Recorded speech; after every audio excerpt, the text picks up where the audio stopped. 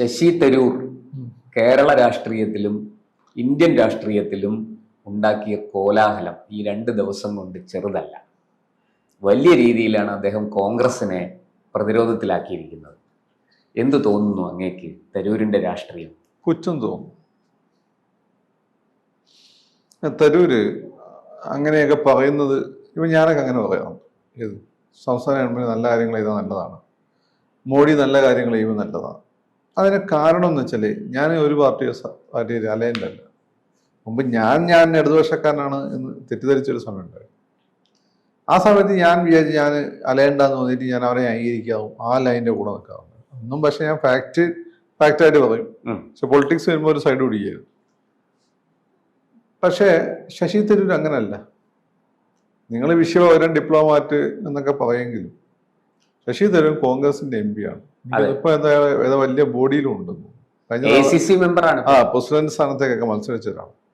അങ്ങനെ നിൽക്കുന്ന ഒരാള് ആ പാർട്ടിയുടെ ഡിസിപ്ലിനുമായിട്ട് അതൊരു ബൈൻഡ് ചെയ്ത് നിൽക്കേണ്ടതാണ്. ഇപ്പൊ ബി ജെ പിക്കാർ നേരെ മോശം കാര്യം നല്ല കാര്യങ്ങളൊന്നും ചെയ്തില്ല എന്നാണ് RSSനും BJP-ക്കാരും പറയുന്നത്. അതവരുടെ പോളിസിയാണ്. ഇപ്പൊ ആർക്കെങ്കിലും അത് തോന്നിക്കഴിഞ്ഞാൽ നല്ല ചിലത് ചെയ്തിട്ടില്ല തോന്നിക്കഴിഞ്ഞാൽ അവർക്ക് അത് പറയാൻ പറ്റില്ല. വേണമെങ്കിൽ അതിന് പുറത്ത് നിൽക്കുന്ന സാബു പ്രസാദിനെ പോലെ അല്ലെങ്കിൽ നമ്മുടെ TG-നെ പോലെ ആ ബോഡിയുടെ ഉള്ളിൽ പണ്ടെന്ന് എനിക്ക് തോന്നില്ല. എന്നാൽ സഹയാത്രികരാണ്, അവരെ പോലെയുള്ളവർക്ക് അറിയാം. പക്ഷെ അതിൻ്റെ ഉള്ളിൽ നിൽക്കുമ്പോൾ നിങ്ങൾ അതിന്റെ ഡിസിപ്ലിനും അതിന്റെ പൊതുവായ നയങ്ങളും അംഗീകരിച്ച് പോകാൻ ബാധ്യസ്ഥരാണ്. കാരണം ജനാധിപത്യവും അതുപോലെ ഇലക്ട്രോൾ പ്രോസസ്സും ഒന്നും അത്ര നിഷ്കളങ്കമൊന്നുമല്ല. അപ്പം നിഷ്കളങ്കമായി കഴിഞ്ഞാൽ നിങ്ങൾ അവിടെ മണ്ടനായി പോകുന്നുള്ളതാണ്. ഇതൊന്നും അറിയാത്ത ആളല്ല ശശി തരൂർ. ശശി തരൂർ എന്നിട്ടും ഇങ്ങനെ പറയുന്നുണ്ടെങ്കിൽ അത് നിഷ്കളങ്കത കൊണ്ടല്ല, അദ്ദേഹത്തിന്റെ കുടില ബുദ്ധിയാണ്. 2 കാര്യങ്ങളാണ് ഇവിടെ നമ്മൾ നോക്കേണ്ടത്. ഒന്നാമത്തെ കാര്യം, ശശി തരൂർ എന്നുള്ള വലിയ വ്യക്തിത്വം കൊണ്ടാണ് അയാൾ തിരുവനന്തപുരത്ത് ജയിക്കുന്നത് നിങ്ങൾ കരുതുന്നുണ്ടോ? അല്ല, അയാൾ കോൺഗ്രസിന്റെ വോട്ട് കൊണ്ടാണ്. ഇവൻ ചത്താലും കോൺഗ്രസിനെ വോട്ട് ചെയ്യുമെന്ന് വിചാരിക്കുന്ന സദേൺ ട്രാവൻകൂറിലെ കുറെ പാവം മനുഷ്യന്മാരുണ്ട്. രാജീവ് ചന്ദ്രശേഖരനെ തോൽപ്പിച്ച കാര്യത്തേക്ക് എനിക്ക് അവരോട് ദേഷ്യമുണ്ട്. രാജീവ് ഇവിടെ വേണ്ട ഒരാളായിരുന്നു. പക്ഷെ രാജീവിനെ തോൽപ്പിച്ച അവര് മാത്രമല്ല, ഇവിടുത്തെ RSSനും വല്ലതും വോട്ട് ചെയ്യാൻ പോയിട്ടില്ല. അതുകൊണ്ടാണ് രാജീവ് തോറ്റത്. വാസ്തവമായി പറയണല്ലോ. അപ്പം ഈ പറയുന്ന ഈ പാവങ്ങൾ ശശി തരൂർ വിശ്വപൗരനായതുകൊണ്ടാണ് നല്ല വോട്ട് ചെയ്തത്, കോൺഗ്രസ് തന്നെ ആയതുകൊണ്ടാണ്. എന്നാ പിന്നെ അയാൾക്ക് നേരിട്ട് ഇവിടെ നിന്ന് മത്സരിച്ച് ജയിച്ചൂടെ?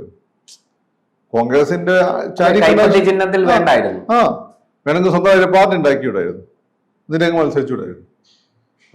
ഇയാളെ വരെ പിന്നെ സെന്റ് സ്റ്റീഫൻസ് കോളേജ് പ്രസിഡന്റ് ആയിരുന്ന സമയത്ത് പിന്നെ RSSന്റെ ബൈഠക്ക് പോയിട്ട് കുത്തിയിരുന്ന ആളാണ് നരേന്ദ്രമോദി. നരേന്ദ്രമോദി ഇന്ത്യൻ പ്രധാനമന്ത്രിയാണ്. അന്ന് എന്തോ ചെറിയ ചെറിയ കച്ചവടങ്ങൾ നടത്തിക്കൊണ്ടിരുന്ന ആളാണ് അമിത്ഷാ. അയാൾ ഇന്ത്യയുടെ ആഭ്യന്തരമന്ത്രിയാണ്. അവർക്കൊക്കെ ഇങ്ങനെ ഇത്രയും മിടുക്കനായ ഇയാൾക്കൊരു കാര്യം ചെയ്താൽ ഇയാൾക്ക് സ്വന്തം പാർട്ടി ഉണ്ടാക്കിയാൽ പോലെ. അപ്പൊ ഇയാൾ എന്തുകൊണ്ടാണ് കോൺഗ്രസിന്റെ ചുമലിലേറ്? നിങ്ങൾ ഒരാളുടെ ചുമലിലേറി പോകുമ്പോൾ അയാളുടെ താല്പര്യങ്ങൾ മാനിക്കുക എന്നുള്ളത് നിങ്ങളുടെ റെസ്പോൺസ്. നിങ്ങൾ ആരായാലും എന്തായാലും ആ റെസ്പോൺസ്, അവിടെ നമ്മൾ അൻവറിനോട് ബഹുമാനം തോന്നുന്നത്. അൻവർ CPM-ആയിട്ട് അഭിപ്രായ വ്യത്യാസം ഉണ്ടായത് പരസ്യമായി. അൻവർ MLA സ്ഥാനം രാജിവെച്ചു. കാരണം അൻവർ അവിടെ ജയിക്കുന്നത് CPM-ന്റെ വോട്ടുണ്ടാകും. അൻവറിന് ഒരു 5000 വോട്ടുണ്ട്, അല്ലെ CPM അവിടെ ജയിക്കില്ല. പക്ഷെ പ്ലാറ്റ്ഫോം CPM വോട്ടാണ്. ഇങ്ങനെ ഒറ്റയ്ക്ക് ജയിച്ചു വരട്ടെ. അപ്പൊ അൻവറിന് അൻവർ ഒറ്റത്തന്തയ്ക്ക് ജനിച്ചവനാണ്. കാരണം എനിക്ക് അൻവറിനോട് ചില കാര്യത്തിൽ അഭിപ്രായ വ്യത്യാസമൊക്കെ ഉണ്ട്. പക്ഷെ അൻവറിന്റെ വാക്കിലും പ്രവൃത്തിയിലും ഒരു നമ്മളെന്താ പറയുക, ഒരു ഇന്റഗ്രിറ്റി ഉണ്ട് അയാളുടെ കാര്യങ്ങളിൽ. അപ്പം ഇതിപ്പോ നമ്മൾ കാണുന്നത് എന്താണ്? ശശി തരൂര് കോൺഗ്രസിന്റെ MP ആയതുകൊണ്ട് BJP-യെ സപ്പോർട്ട് ചെയ്ത് സംസാരിക്കും. അല്ലെങ്കിൽ BJP-യെ സപ്പോർട്ട് ചെയ്യാന്ന് വെച്ചാൽ BJP-ന്റെ ഇപ്പം കോൺഗ്രസിന്റെ ഒരു പോളിസി ഉണ്ട്. അത് കോൺഗ്രസിന്റെ ഒരു MP പറയുമ്പോൾ നമ്മൾ പലപ്പോഴും പറയാറുണ്ട്. ഇന്ത്യയിലെ പത്രങ്ങൾ പല പുൽവാമ വിഷയത്തില്, ആ പുൽവാമ വിഷയം സത്യത്തിൽ അത് മല്ലിക്കിന്റെ ഇന്റർവ്യൂ, അത് പാകിസ്ഥാൻ ഭയങ്കരമായി ആഘോഷിച്ചതാണ്. BJP അതായിട്ട് യോജിക്കുന്നുണ്ടോ? ഇല്ല. എന്തുകൊണ്ടാണ് യോജിക്കാത്തത്? കാരണം അയാൾ അത് പറഞ്ഞത് ഇന്ത്യക്കെതിരായി മാറിയെന്നുള്ളത്. അതുപോലെ ഇദ്ദേഹം BJP-യെ പറ്റി നല്ലത് പറയുമ്പോൾ പോളിസീസ് ഒക്കെ നല്ലതായിരിക്കും.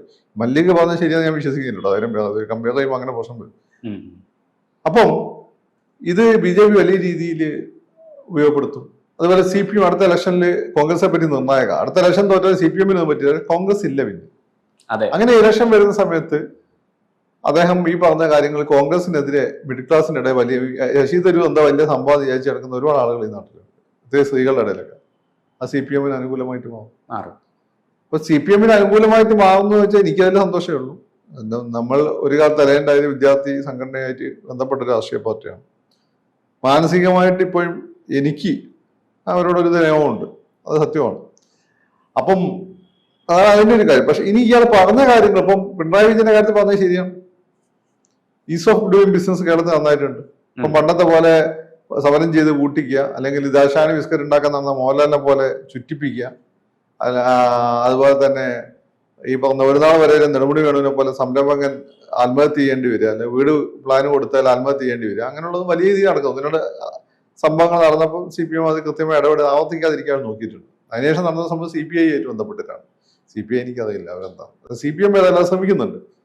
അദ്ദേഹം പറഞ്ഞ കാര്യങ്ങൾ ശരിയാണ്, നമ്മളൊക്കെ പറഞ്ഞുകൊണ്ടിരിക്കുന്ന കാര്യങ്ങളാണ്. പിന്നെ ഇവിടെ മുമ്പ് ഏതൊരു വ്യവസായം വന്നാലും ആദ്യം പ്രശ്നം ഉണ്ടാക്കുന്നത് ഇടതുപക്ഷക്കാരായിരുന്നു. കാരണം 4 ദിവസം കഴിയുമ്പോഴേക്കും അവിടെ കൊടി കുത്തും, യൂണിയൻ വരും, കൊടി കുത്തും, സമരം വരും, പിന്നെ അവസാനം പൂട്ടിപ്പിക്കും. ഇതായിരുന്നു സംഭവം. നാട്ടിൽ മുതലാളിമാരുണ്ടാകാൻ പാടില്ല, പൈസക്കാരുടെ അസൂയായിരുന്നു. ഇപ്പം പാർട്ടിക്കാരെ ഇതിൽ അത്യാവശ്യം പൈസ വന്നാലും പൈസക്കാരെ ബഹുമാനിക്കാൻ പഠിച്ചിട്ടുണ്ട്, നല്ല കാര്യമാണ്. പൈസക്കാരെ ബഹുമാനിക്കണുണ്ട്, അവരല്ലേ ഈ എക്കോണമി റൺ ചെയ്യുന്നത്. അവരെ ശത്രുക്കളായി കാണുന്നത് എന്തിനാ? ഇനി അങ്ങനെ നിങ്ങൾ കാണുന്നുണ്ടാവും വലിയൊരു എത്തിക്കലായിട്ടുള്ള സ്ഥലം. അങ്ങനെയാണെങ്കിൽ നിങ്ങളും നിങ്ങളെ കുടുംബമൊക്കെ എന്ത് ചെയ്യണം, ഇതിനെതിരെ നിൽക്കണം. അത് നമ്മളിപ്പം കാണുന്നില്ല. മുമ്പുണ്ടായിരുന്നു. മുമ്പ് അതിനൊരു വാല്യൂ കിട്ടിയ EMS ഒക്കെ വലിയ കുടുംബത്തിൽ ഇതൊക്കെ സ്വത്തൊക്കെ പാർട്ടിക്കൊക്കെ എഴുതി കൊടുത്ത് നാട്ടുകാർക്ക് കൊടുത്ത് EKG ഒക്കെ അങ്ങനെ വന്നുണ്ട്. ഇപ്പൊ അങ്ങനെയല്ല നമ്മൾ കാണുന്നത്. പക്ഷെ ഞാൻ ഇപ്പോഴത്തെ പോളിസി സപ്പോർട്ട് ചെയ്യുന്ന ആളുകളാണ്. കാരണം ഇതൊരു ക്യാപിറ്റലിസ്റ്റ് ലോകമാണ്, നിങ്ങൾക്ക് ഇത് മാറിക്കാനും പറ്റില്ല. മാറിക്കാൻ ശ്രമിച്ചവരൊക്കെ മാറിപ്പോയിട്ടുണ്ട്. അപ്പം ഇതിൽ നിങ്ങൾ സ്വത്തുണ്ടാക്കണം, നിങ്ങളെ മക്കൾ സ്വത്തുണ്ടാക്കണം, അവർ സേഫ് ആണ്. അവർ സേഫ് ആകുമ്പോൾ ആ കുടുംബം സേഫ് ആവുന്നു, കുടുംബം സേഫ് ആകുമ്പോൾ സൊസൈറ്റി സേഫ് ആവുന്നു, സൊസൈറ്റി സേഫ് ആകും, രാജ്യം സേഫ് ആവുന്നു. നല്ല കാര്യമാണ്, മനസ്സിലായില്ലേ? പക്ഷെ അതിന്റെ ഭാഗം മുമ്പ് തന്നെ ഈ നോക്കുകൂലി പോലുള്ള സാധനങ്ങൾ വലിയ പ്രശ്നമാണ്. ഈ നോക്കുകൂലിക്കെതിരെ ഏറ്റവും ശക്തമായ നിലപാടെടുത്ത പിണറായി വിജയൻ. അതെ, അത് CPI ഒക്കെയാണ് അതിനെ അനുകൂലിച്ച് നിലപാടെടുത്തത്. പിണറായി അങ്ങനെ ഇതേ പല മാറ്റം വരുത്തിയ പിണറായിയാണ്. പാർട്ടി തന്നെ പല ബിസിനസ് എൻഡവറിൽ ഇടപെടുന്നു, കൈരളി TV പോലെ, അല്ലെങ്കിൽ ഈ തീം പാർക്ക് പോലുള്ള കാര്യം പാർട്ടി തന്നെ ഇടപെടുന്നു. പാർട്ടി നേതാക്കന്മാർ വലിയ ബിസിനസ്സുകൾ പലതും തുടങ്ങുന്നു, അതൊക്കെ വിജയിക്കുന്നു. അപ്പൊ ഈ ബിസിനസ് നിങ്ങളിത് ചെയ്യുമ്പോൾ അല്ലേ പ്രതിപക്ഷത്തിൽ നിന്ന് എന്തും പറയാം. ഒരു ബസ് ഓടിക്കുമ്പോൾ നിങ്ങൾക്ക് എന്തും പറയാം. ബസ്സിന്റെ ഡ്രൈവിംഗ് സീറ്റ് കഴിയുന്നാലാണ് അതിന്റെ ബുദ്ധിമുട്ട് മനസ്സിലാവും, ഒരു കാര്യം ബുദ്ധിമുട്ട് മനസ്സിലാവുന്നുണ്ട്. അതുകൊണ്ട് അവര് ഈ പ്രശ്നങ്ങൾ ഇല്ലാതാക്കിയവരുടെ പകുതി പ്രശ്നം തോന്നും. പിന്നെ CPM ഒറ്റ ലീഡറേ ഉള്ളൂ, ഒരു വാക്കേ ഉള്ളൂ. അതെ. അപ്പൊ അതുകൊണ്ട് ഒരു വ്യവസായി ഒരു അഡ്രസ് ഒരു അപേക്ഷ കൊടുത്തു കഴിഞ്ഞാൽ കൃത്യമായിട്ട് നിങ്ങൾ ഒരാളെ എടുത്ത് കംപ്ലൈന്റ് പറഞ്ഞാൽ മതി, അത് തീരും. കോൺഗ്രസ് ഒരിക്കലും അങ്ങനല്ല. ഈ വ്യവസായവുമായിട്ട് ബന്ധപ്പെട്ട വകുപ്പുകളെല്ലാം കാര്യങ്ങൾ പല വകുപ്പുകളിൽ നിന്ന് അതിന്റെ NOC കിട്ടേണ്ടതുണ്ട്. ഈ പല വകുപ്പുകളിൽ നിന്ന് NOC കിട്ടുമ്പോഴുള്ള പ്രശ്നം എന്താണ്? അത് ഓരോ വകുപ്പ് ഓരോരുത്തരുടെ കയ്യിലേക്ക്, അവിടെയൊക്കെ നിങ്ങൾ കാര്യമായിട്ട് കോംപ്രമൈസ് ചെയ്യേണ്ടതായിരിക്കും. അവസാനം ഏതെങ്കിലും ഒരുത്തന് ഒരു ബഹുമാനക്കുറവ് തോന്നിക്കഴിഞ്ഞാൽ തീർന്നു, വ്യവസായമാണ്. അവസാനം ദാശാനി ബിസ്ക്കറ്റിന്റെ അവസ്ഥ വരും. അപ്പൊ അതില്ല. പാർട്ടി അറിഞ്ഞ് ഞാൻ പാർട്ടി പരിഹരിക്കുകയാണെന്ന് വിചാരിച്ചാൽ പ്രശ്നം പരിഹരിക്കാൻ പറ്റും. ഇതൊക്കെ ശരിയാണ്. അത് തരൂര് പറഞ്ഞത് ശരിയാണ്. പക്ഷെ തരൂര് അത് പറയാൻ പാടുണ്ടോ എന്ന് ചോദിച്ചു. കോൺഗ്രസിന്റെ നേതാവായിട്ട് തരൂര് അത് പറയാൻ പാടുണ്ടോ എന്നോട് ചോദിച്ചാൽ ഇല്ലാന്ന് തന്നെ. അപ്പൊ ഞാൻ രാഷ്ട്രീയം അതാണ്. ഞാൻ പാർട്ടിയുടെ നേതാവ് ഏതെങ്കിലും ഒരു സംഘടനയായിട്ട് അഫിലിയേറ്റഡ് ആണെങ്കിൽ ഞാൻ ആ പാർട്ടിയുടെ പോളിസിയെ പറയുള്ളൂ. പക്ഷെ തരൂര് അതിനകത്തൊരു കാര്യം പറയുന്നത്, ആ ലേഖനത്തിൽ പറയുന്ന ഇടയ്ക്ക് അങ്ങയുടെ ശ്രദ്ധയിൽപ്പെടുത്തുകയാണ്. ഞാനൊരു മുഴുവൻ സമയ രാഷ്ട്രീയക്കാരനായിട്ട് എന്നെ കാണണ്ട, ഞാൻ അങ്ങനെ രാഷ്ട്രീയം പഠിച്ച് രാഷ്ട്രീയം കളിച്ച് വളർന്നു വന്നവനല്ല, ഞാനൊരു ബ്യൂറോക്രാറ്റ് കൂടിയായിരുന്നു, അതുകൊണ്ട് എനിക്ക് ഇങ്ങനെ ഒക്കെ പറയാൻ സാധിക്കുള്ളൂ എന്നൊരു ജാമ്യം കൂടി തരൂര്. പാതി ഗർഭിണിയാൻ പറ്റില്ല. രാഷ്ട്രീയക്കാരനാണ് നിങ്ങൾ മുഴുവൻ സമയ രാഷ്ട്രീയക്കാരനാണ്, അതല്ല ഈ പണിക്ക് നിൽക്കൽ. അല്ലെങ്കിൽ ഒറ്റയ്ക്ക് ഇലക്ഷൻ നിന്ന് ജയിച്ചു വരണം. അതായത് പണ്ട് സുന്ദരനാടോ മറ്റോ പാറശാല എന്ന് ജയിച്ചിട്ടുണ്ട്, വാഹിദ് കഴക്കൂട്ടത്ത് നിന്ന് ജയിച്ചിട്ടുണ്ട്, അതുപോലെ ഒറ്റയ്ക്ക് ഇന്ന് ജയിച്ചു വരണം. ഇത്തവണ അത് ജയിച്ചിട്ടുണ്ടല്ലോ, നമ്മളെ BCO പണ്ട് പൂഞ്ഞാന്ന് ജയിച്ചിട്ടുണ്ട്, എല്ലാരെയും വെല്ലുവിളിച്ച് അതുപോലൊക്കെ ജയിച്ചു വരണം. അപ്പൊ നിങ്ങൾക്ക് പറയാം. അല്ലാതെ വളയത്തിനുള്ളിൽ വളയത്തെ ബഹുമാനിക്കാൻ നിങ്ങൾ ബാധ്യസ്ഥനാണ്, അതിന്റെ അച്ചടക്കം പാലിക്കണം. അതല്ലെങ്കിൽ അത് ചില വാക്കുകൾ അത്ര ആളുകളെ പറ്റി പറയുന്നുണ്ട്, ഞാനിപ്പോ അത് പറയുന്നില്ല. കൂടുതൽ വാർത്തകളും വിശേഷങ്ങളും നിങ്ങളിലേക്ക് എത്താൻ ABC മലയാളം സബ്സ്ക്രൈബ് ചെയ്യുക, ബെൽ ബട്ടണും അമർത്തുക.